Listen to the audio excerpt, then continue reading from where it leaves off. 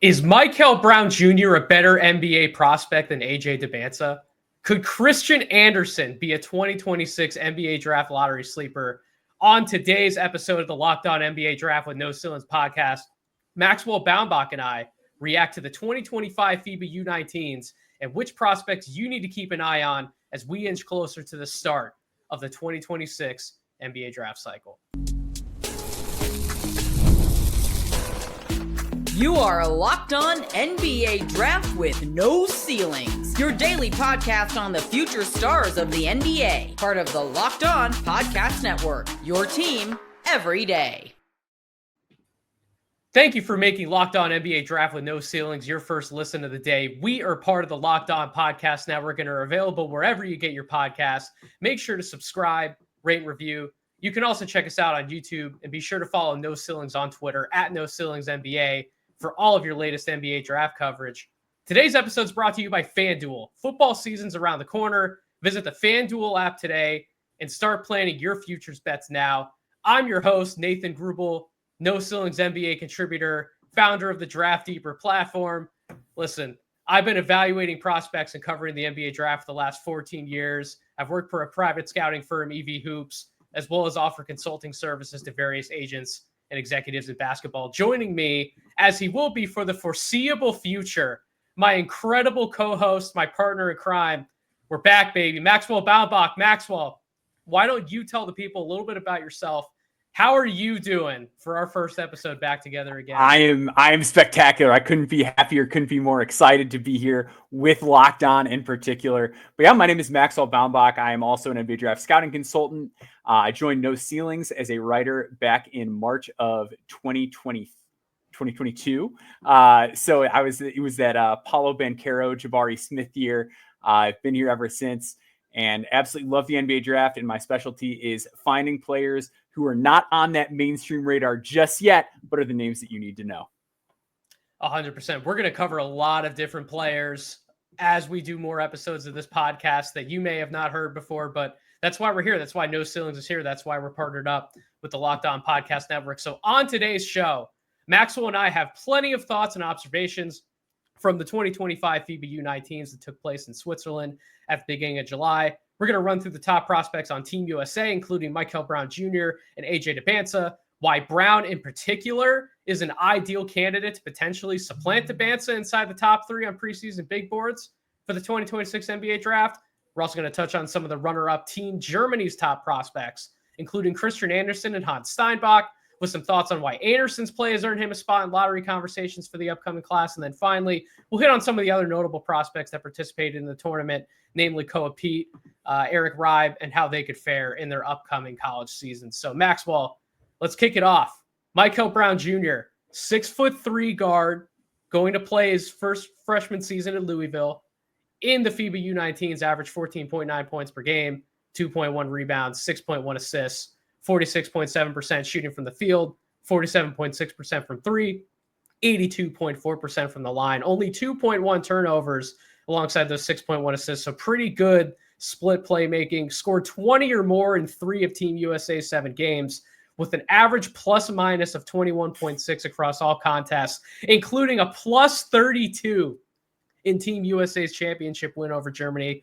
He's a shifty guard who projects to be able to play both with and without the ball, can run pick and roll offense, dynamic at breaking down the defense up top and penetrating to get into the lane, has touch from the free throw line area and an explosive scoring guard when he's able to knock down that pull-up three. He can hit shots off the catch and has the type of speed to put pressure on defenses in transition as well as in the half court. Maxwell, what were some of the things that you noticed about Mikel Brown Jr. with Team USA during the FIBA U19s? What were some of your big picture takeaways and why you might be a little bit higher on him than consensus coming into this draft class? Yeah, so to touch on that last point first, I was actually talking to an executive not that long ago, and we were talking about the top 3 guys in this draft. And I was going through my list and I said, I've got a top 4 and Mikel Brown is in there. And he said, that was one of the first times I've heard somebody go there. And now that's becoming a much more common sentiment in the world of basketball. I think so much of it has to do with what you mentioned, his ability to play on and off the ball. But I think the on ball is what is so enticing when we're talking about that potential superstar upside in a young player. And what I love about Mikel Brown is how he can do it at different speeds. He's really comfortable going fast, playing in transition, leading the break, but he's also really good in a half court setting, just picking the defense apart from the perimeter. I would like to see him use that speed to get inside the paint a little bit more. That's my one gripe and hang up with him. He doesn't pressure the rim a lot. He's not great at the rim when he gets there, and he doesn't really draw a lot of fouls. A little bit contact averse inside. That's stuff I want to see turn around and improve for him. But his ability to read the floor, really shoot the ball, whether that's off a pull-up, and we're not talking a standard, hey, a guy went under a ball screen pull-up, but some shifty side-to-side footwork to generate space for himself on an island, that kind of footwork, that kind of pull-up shooting, the ability to shoot off the catch, it's all there. Everything you could ask for offensively in a modern guard, sans maybe the rim pressure, the foul drawing, it's all there. He's very physical, very smart, and a late bloomer who grew a lot over the past few years.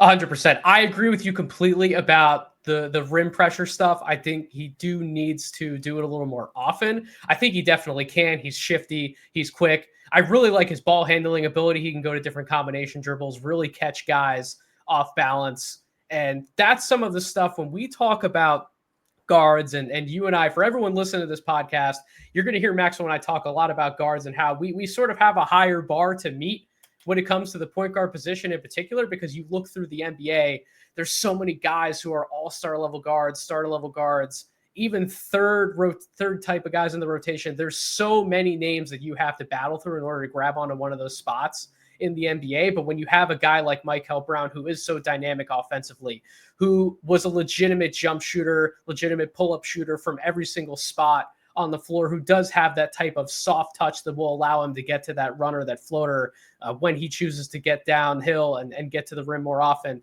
That's the type of guard that an NBA team looks at and says, this is the type of starter that I can build my team around, who not only can get points for himself, but also knows how to manipulate pick and roll, knows how to manipulate, play different angles, knows how to use his eyes to throw defenders off balance, to hit that next guy, make that next passing read.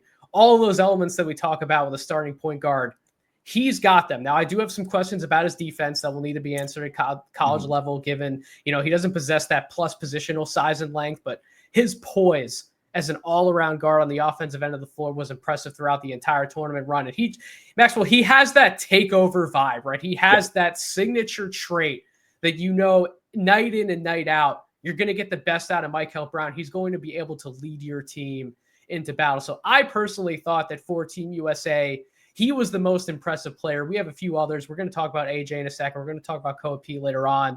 But in terms of why he separated himself for me early preseason in this 2026 NBA draft cycle, again, those offensive first guards who it doesn't necessarily matter who they're matching up against. They can get their shot, hunt for their own shot, and make plays for others, regardless of what the defense is throwing at them. They have the physical traits, the speed to be able to play in transition, get up and down, make those hit-ahead reads, and then play out of the pick and roll. Those are ingredients where you're seeing it time and time again, especially in the playoffs this year in the NBA. You need multiple ball handlers on the floor who can do those types of things. If he takes a big step forward as a rim pressure type guard, as someone who can reliably finish at the basket, who can hold his own defensively, it's going to be very hard for me to leave him outside of that top three on my board, even though we have another guy in AJ Dybantsa who has not only been like a perennial top three guy already coming into this class, but he's been one or two on a lot of people's boards already. 6'7" wing, average 14.3 points per game during the U19s, 4.1 rebounds, 2.3 assists on 50% shooting from the field. Only 11.1% from three-point range. That's a little concerning, but he wasn't necessarily a turnover machine when he had the ball in his hands in this particular event, and he added 1.4 stock. So Maxwell, he was the FIBA U19 MVP. He was the quote-unquote star of the show. He was the headliner name for USA. What did you see out of AJ Dybantsa that you liked in the FIBA U19s? He just looks so long out there. He's long. He can get low. He's got some shake to him, and he's still got some toughness. He's skinny, but he plays through contact well. He drew fouls well. I'm a little bit concerned about the shot coming out of the event, like you mentioned. He's got a really low release, was 2 for 16. The ball comes out kind of flat. That's going to be what swings it for him. If he drops below Mikel Brown, part of it's going to be Mikel. it's also partially going to be because of shooting concerns about AJ Dybantsa if AJ were to fall. 100%. The shot is definitely the biggest concern. Like I mentioned, only shot 11% during the U19s run. I think if you go back and look at other high school events, he hasn't been a consistent shooter at other levels from three either. We're starting to see a trend in the NBA, right, where if you are going to project to have the ball in your hands more often than not, you have to be one of these guys who can consistently knock down a perimeter shot, especially off the dribble. And if you can't necessarily get that from AJ Dybantsa, that's definitely going to be an issue in terms of making him a primary, someone who you're going to target as a potential number 1, 2, or even number 3 pick in this class. That's really why I'm trying to steer myself back and lean towards someone like a Mikel Brown, because I do trust Mikel Brown with the ball in his hands. He's that type of guard who can stand out on the floor, make plays for himself, make plays for others, and really assert himself as leader on this team. I know with AJ, you mentioned the length. You're going to get a lot out of him athletically. You're going to get a lot out of him as a defensive disruptor. But in terms of being that next level offensive primary, the passing's definitely going to be a little bit of a question mark. We want to see more of that from him at BYU in that particular context. We want to see more out of the jump shooting. I'm just not as sold as on some of those quote unquote star level traits with AJ as I am with someone like Mikel Brown. So that's why I think it's going to be a very fascinating debate as we go through this next draft cycle. But listen, coming up next on Locked On NBA Draft with No Ceilings, Maxwell and I, we're going to take a look at the runner-up in the tournament, Germany, and which prospects stood out to us most, including Christian Andersen and Hans Steinbach. You're listening to the Locked On Podcast Network.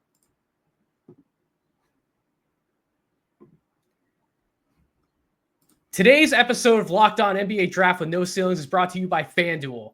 August 26th is officially FanDuel's Futures Day, a brand new holiday for football fans who live for bold predictions and preseason hunches.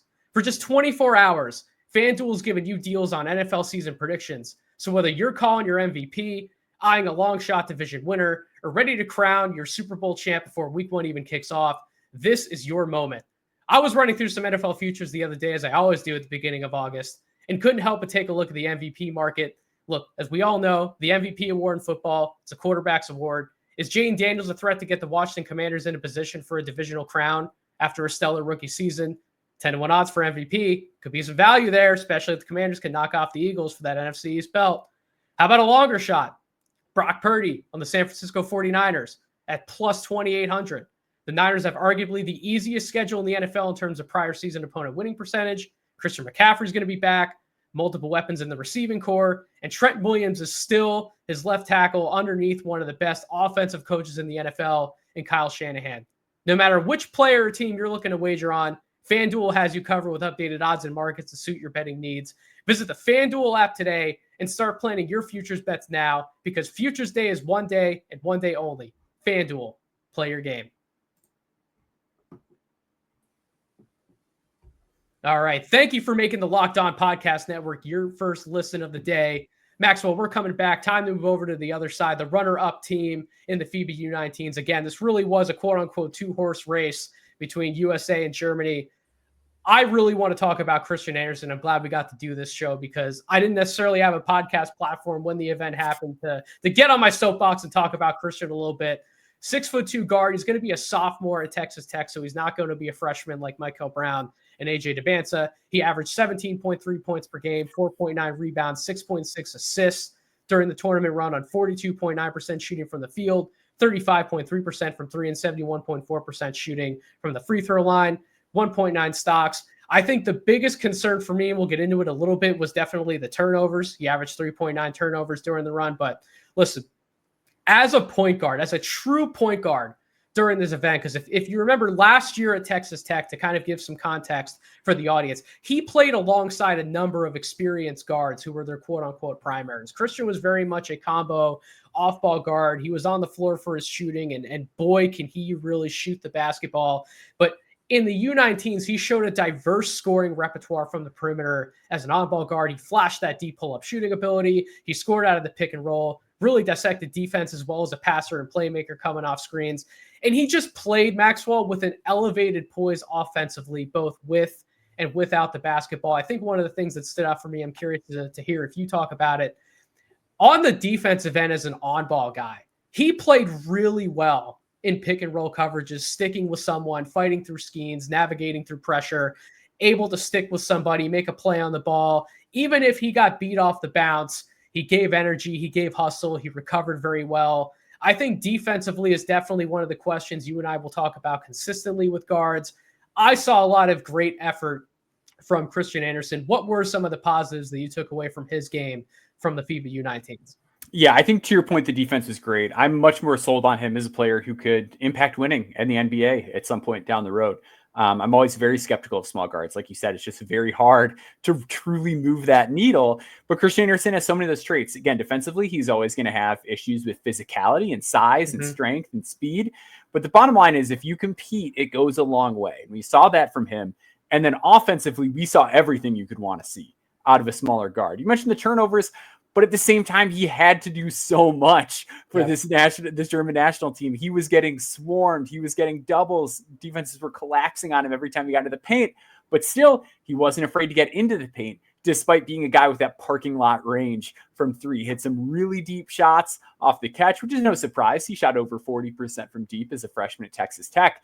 But it was the other stuff that really sung for me in that lead initiator role. I loved how he was able to keep his dribble alive, weave in and out of traffic, weave through traffic, stay so fluid in his process, find those teammates as they spring open, even if it wasn't the first read or something that should have been super obvious as he went into a ball screen situation or anything like that.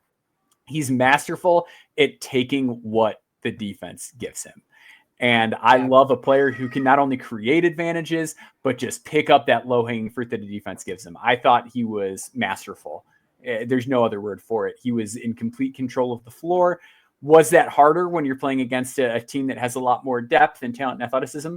Certainly. That showed up in the USA game. Sure. But I don't know how much realistically more you could have asked for from him throughout this event. No, 100%. I think, again, when you take a look at, again, the context coming in, Christian wasn't necessarily the natural point guard for the Texas Tech team. He's taking on a lot more offensive responsibility with this German national team.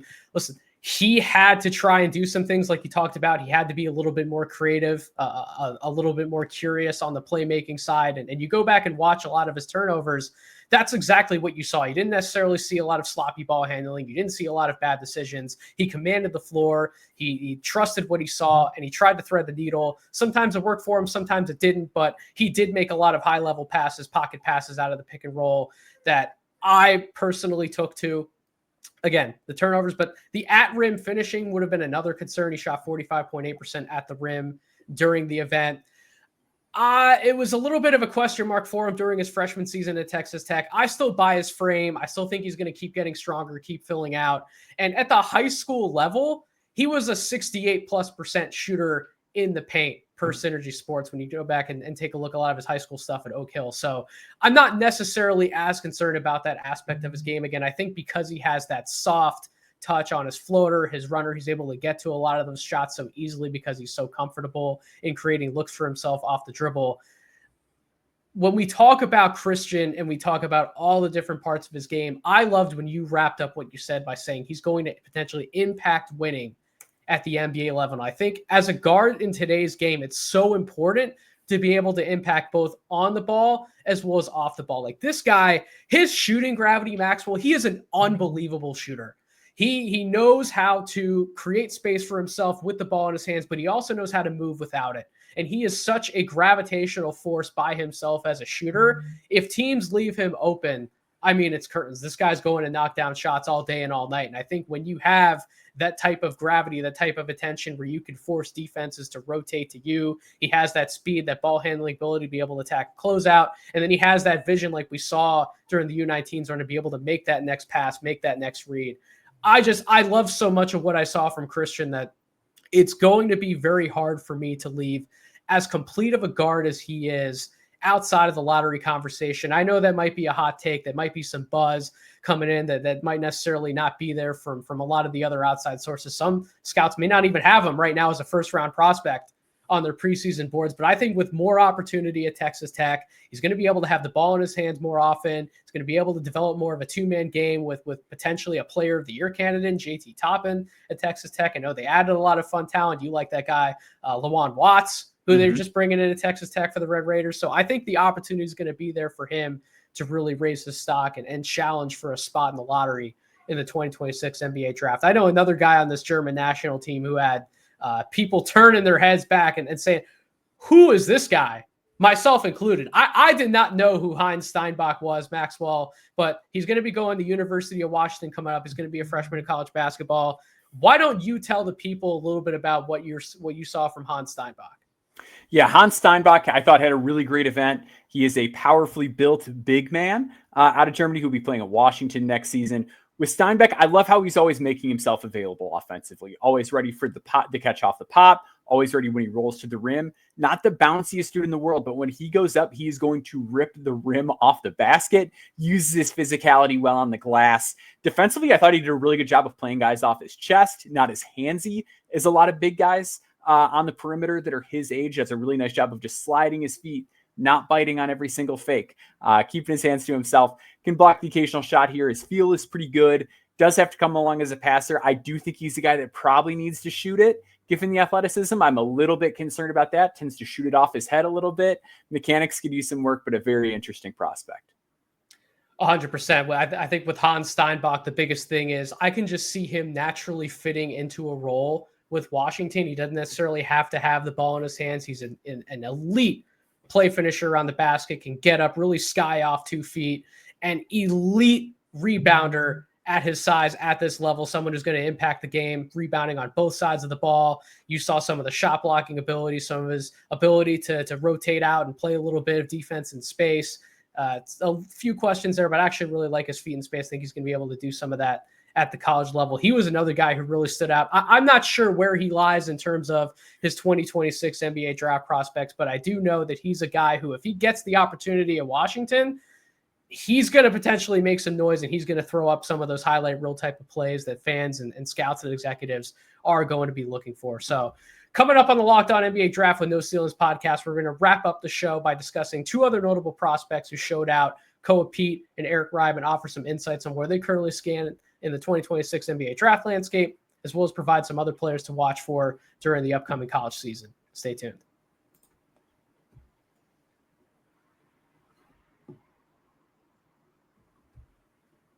All right, so 2 more prospects that we definitely wanted to hit on, Maxwell. Koa Peat, Team USA, was a standout performer truly throughout the entire event. If Mikel Brown Jr. wasn't the type of perimeter sharpshooter and overall scoring threat that he was throughout the run, if AJ Dybantsa wasn't an elite defender along with guys like Tyron Stokes, Jordan Smith, like I think Koa Peat might have potentially been that FIBA U19 MVP. Because listen, just in terms of being a physical force, I mean, this guy was just bullying people out of the way, right? Like Koa Peat was someone who you could give the ball to him as a face-up type threat. He was a bruiser, knocked people out of the way, finished really well around the basket. He lived as a downhill driver, excellent putback finisher, another one of those guys who wanted to live on the boards, boxed out really well on both ends of the floor, a guy you can trust to set screens, roll, even has some passing vision when you put him in short roll situations, is able to make some plays for others. And then defensively, he can switch across multiple positions. Another one of these guys who takes pride in being a defensive playmaker. What were some of the things that you saw from Koa Peat Maxwell during his U19's run? Yeah, I feel like a little more trepidatious about Koa Peat than a lot of people coming out of the event. Let's hear I love it. the energy. I think you're spot on with the energy. I love that he competes. I love that defensively, like you mentioned, can guard a lot of positions, gets after it on the glass. And again, another guy, like we talked about Steinbach wanting to rip the rim off the basket. Peat wants to get to the rim. He wants to get as close to the basket as possible every single play, and you never have any doubt about it. You cannot call Koa Peat soft. I think his process is very one-track mind. He's a guy that when he gets the ball, you're like, I know he's going to the basket, and I know he really wants to shoot it. I thought he missed some open reads. I think his playmaking process is just way too scoring-oriented at this point. I think he's going to have to do a better job of seeing the floor, keeping his eyes up, and not forcing tough contested looks inside the arc that aren't necessarily as close to the restricted areas I'd like him to be at times. So I do think he has some real issues that he's going to have to work through in terms of his playmaking process and his scoring process. But I still like the overall package. I love the athleticism. I love the frame. I love the tenacity and the toughness. I just want to see more refinement to how he operates with the ball. No, I could definitely see a lot of where you're going with that, especially in the U19s play. I think if you go back and watch some of his high school film, some of his AAU film, you saw more of that playmaking in particular. He wasn't necessarily that one-track minded, but I do agree with you. There were some times in the U19s where, yeah, listen, he was able to get his matchup downhill, and he's going right to the basket. No holds guard, no regard for the other opponent. Koa Peat, definitely someone who I'm going to be watching out for a lot. Somebody who has risen up my board during the pre-draft process. I can't wait to see what he does at Arizona. One more prospect we definitely wanted to mention, Eric Reibe, 6'11" center on Germany. He's going to be playing at UConn this year, average 15.4 points per game, 5 rebounds, 1.6 assists on 59% from the field, 33.3% from three-point range, where that was really interesting, but only 56% from the line. Big-bodied center, blossoming face-up skills as an interior scorer, soft touch around the basket that he's working to extend past the arc from three. He was a solid rebounder alongside Steinbach in the front court and showed some decent instincts as a rim protector on the back line. Is he physically developed enough to handle the rigors of the Big East Conference and play significant minutes out of the gate? Probably not, but I know there's somebody else at UConn who's going to be playing a lot of those minutes that you're more than eager to talk about. But how do you think he's going to fare in a freshman season at UConn, Maxwell? Do you think there's any chance that Reibe gets involved in the 2026 draft conversation, or is he potentially a 2-3 year guy? I think he's a 2 or 3 year guy. I just don't, like you said, physically, I just don't think he's there yet. He gets knocked around a lot, gets knocked off his line. When he does try to put the ball on the deck and drive, it's a little too easy to get through his chest.